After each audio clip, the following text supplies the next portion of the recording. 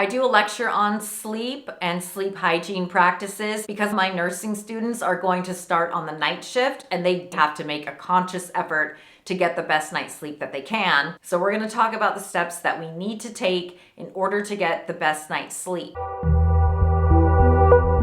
Today we're going to talk about sleep, the importance of sleep, what the sleep cycle is all about, and 10 ways that you can support a much better, more restorative night's sleep. So why do we need sleep? Well, sleep is where we consolidate all of our memories, process our emotions. It's where our body can relax and heal itself and rejuvenate. A good night's sleep will improve our physical health, our mental health, our brain function, our metabolism. And a lack of sleep actually can increase our risk for accidents, put us at risk for diabetes, obesity, hypertension, coronary artery disease, and depression.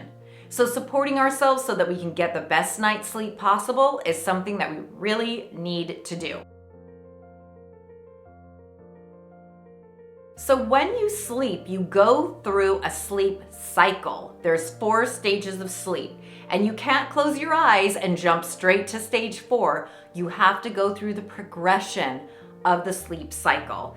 And then having said that, if you are woken up in the middle of the night for a prolonged period of time, you start back at stage 1, which means you could really go through a whole entire night of sleep if you're waking frequently without ever reaching those deep stages of sleep. So let's talk about those. Stage 1 is your non-REM stage of sleep. It lasts anywhere from 5 to 20 minutes.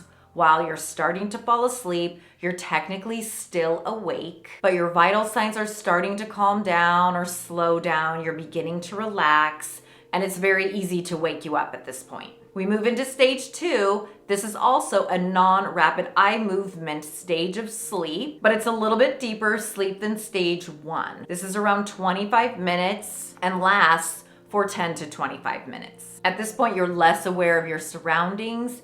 Your vital signs are starting to calm down. And what I mean by that is your heart rate is slowing, your blood pressure is dropping, everything's just flowing a little bit easier. Your body doesn't have to be so stressed just to keep your body functions working. After stage 2, we move into stage 3. This is also a non-rapid eye movement stage of sleep that lasts for about 25 to 40 minutes. But this is a very important stage in your sleep because this is your deepest sleep. This is when your body is at its most relaxed. You aren't moving. Your brain activity is slowing down. Your vital signs are very low. Your heart rate is lower, your blood pressure is lower. This is when your brain produces the delta waves, which are the slowest brain waves that we have, and they indicate the deepest relaxation and restorative and healing sleep. So you can see that stage 3 is extremely important. When you're in stage 3 also, you're very difficult to wake. So if you live with a partner or if you've ever tried to wake somebody up and they're really hard to wake up, they are currently in the stage 3, non-rapid eye movement deepest sleep. Stage 3 is very important for physical recovery and healing of any injuries or illnesses that you're experiencing, and for growth and rejuvenation. And then finally we have REM. The REM cycle, rapid eye movement. This is stage 4. This stage lasts for about 10 to 60 minutes. And just like the name says, you have rapid eye movement. And your brain becomes extremely active. And this is where you're dreaming, you're consolidating memories, you're processing through emotions. This stage is very important for emotional regulation, emotional healing, mental health, and brain development. And we need a minimum of 2 hours of REM sleep, which then means we need 2 cycles at minimum. And all of these stages from stage 1, if you go straight through to stage 4, take about 3 to 4 hours to complete. So that is oftentimes why the key number for sleep for an adult is about 7 to 8 hours. That way you can get 2 full cycles in with your restorative sleep and your rapid eye movement REM sleep. Okay, so you're like, okay, Jamie, yeah, we know about the sleep cycle. How do we support a good night's sleep? So I am glad you're here because we are going to go through the steps. Number one, we have to stay active. So exercise is key in getting a good night's sleep. But you do have to time your exercise because exercising too close to bedtime, when you release all the endorphins from working out, can interfere with your sleep. So you want to exercise in the morning, long before you're about to go to sleep, in order to get the best night's sleep. If you can't exercise in the morning, you need to give yourself at least 3 hours before you go to bed, because you've released all these endorphins, your heart rate and vital signs have gone up, heart rate's increased, blood pressure's increased, and your core body temperature may have been elevated as well. And we want our core body temperature to go down when we're asleep. So exercising, you need to time that out right. If you're really suffering from insomnia, it can be so hard because you don't get a good restorative night's sleep. So then you oftentimes can get into that trap of napping throughout the day. But that is something that you want to avoid. Avoid taking naps. If you must take a nap though, you can take a 10 to 20 minute nap. Set a timer on your phone so that you wake up, and make sure you're not sleeping longer than that. You also want to make sure that whenever you are sleeping, taking a nap or going to bed or otherwise, that you are in your bedroom, leaving that for sleep only. So this can be hard for people who live in like a studio apartment. Like my daughter, she only has one room. But making sure you have a designated spot for a nap and for bed can support sleep when the time comes. You want to avoid eating any heavy meals 2 to 4 hours before bed. And of course, obviously spicy food, because if you eat something heavy or big or a spicy meal and lay down to go to bed, you're gonna get acid reflux. It also increases your temperature because you're metabolizing and digesting all of that food. It's not conducive to just having your body focus on sleep and restoring your body and healing your body. You're gonna want to avoid caffeine or nicotine or anything stimulating for about 2 to 4 hours before you go to bed. But I will say, you've really got to figure out your own body when it comes to caffeine, because some people swear that if they have caffeine anytime after 11 a.m., they can't sleep at night. So you've got to decide if you're sensitive to caffeine or not. You want to avoid alcohol. Even just the smallest amount of alcohol can disrupt our circadian rhythm and our sleep cycle. It causes us to fall asleep rapidly, but wakes us in the middle of the night, which is counterproductive because then we aren't actually getting that restorative sleep, and we're starting over in the sleep cycle before going all through all 4 cycles. Alcohol can also increase the risk of sleep apnea or obstructive sleep disorders, which will wake you up frequently in the night. So avoiding alcohol will help you if you want to get a good night's sleep. Okay, this is a hard one, but no technology for 60 minutes before you go to bed. The light from your devices, even your phone, interferes with your body's release of melatonin.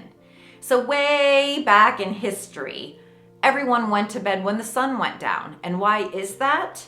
We didn't have lights, we didn't have TVs, we didn't have technology, but when the sun goes down, it releases the hormone melatonin, which makes us tired. But when you're in front of a computer or a TV or your phone, it inhibits the release of melatonin. So it's hard to fall asleep, it's hard to stay asleep. If you must be in front of the screen, or if you have a Kindle or you read books on your phone, have those blue light blocking glasses. I also throw this one in as a little added free bonus from experience, but don't look at your tech or any work emails before you go to bed. I have experienced this more times than I can tell you. If you look at a work email and it gets you all flustered, it will be hard for you to go to sleep and stay asleep. So no work, no tablets, no phone, no TVs for an hour before.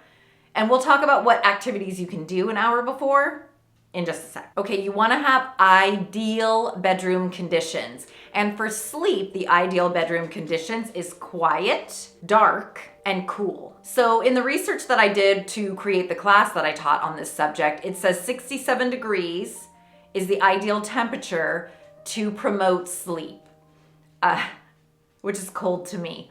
But 67 degrees. You want to have a dark room. So if you are working in the night shift and you have to sleep during the day, get blackout curtains. An eye mask can work. If you can't have a quiet environment, you can have white noise running. There's white noise machines that you can get that are pretty cheap, and they'll play like rain or a fan or waves or something of that nature to block out, lawnmowers or any noise that might be happening around you, especially if you live in like a close-knit housing development or apartments, things like that. I do make white noise videos if you want to try one of mine out. The ideal bedroom condition: having things put away, having a clean bedding, whatever it is you like to sleep in, being clean and washed and comfortable. As much as you can, have consistent bedtimes and wake times. I know, depending on how old you are or what you have going on in your life, that can be rather difficult. But as much as you can, try to have a good routine. Go to bed at the same time every day, wake up at the same time every day. Even if that means waking up to an alarm against your will, it just helps set the tone for you to have a good, restorative, solid night's sleep. The next tip is one of my favorite tips because it's actually something I really look forward to all day if I'm having a stressful day, and that is having a nighttime routine. So we were talking about how you can fill that hour up when you're not supposed to be using tech products, but that's exactly what I do. I always look at the clock and go, oh, it's 8 o'clock. I have to go and wash my face and brush my teeth and floss and do all the things that I'm going to do to get ready for bed. And it's actually really relaxing. It took me a while to develop this habit actually, because I used to, when I was busy mom with like all my 3 kids, the last thing I had time to do was like a relaxing nighttime routine. But now I'm in a place where I do have time to do that. And I just had to make myself, really get into that habit of go and wash your face and get ready for bed. And then I bring a book into bed with me and I read for about an hour. And by the time I'm ready for bed, I am ready to go to sleep. And if you have any kind of issues with stress or anxiety, job related, family, work related, a good thing to do is to keep a notebook on the side of your bed. And before you go to sleep, write down any tasks that you have to do the next day and write down 3 things that you're grateful for. What this does for you is it releases your brain's stressful attachment to these things, like, oh, I'm gonna forget to do this, or I need to do this in the morning. You wrote it down, you know it, you're not gonna forget it, and then writing down the 3 things to be grateful for can put your mind into a positive zone. So when you go to sleep, you're in a happier place. Some people also like to say a prayer before they go to bed, and that's also a really positive way to just end the day, start your sleep happy and positive. I'm so excited that you are taking your own health into your hands and looking for ways to get a really good night's sleep. I would love to hear what tips you're gonna use, what you already do for your nighttime routine, and if I taught you anything differently, that would be awesome. And then if you wanna check out my white noise video for restorative sleep, I'm gonna link it right here. Thanks, see you in the next video.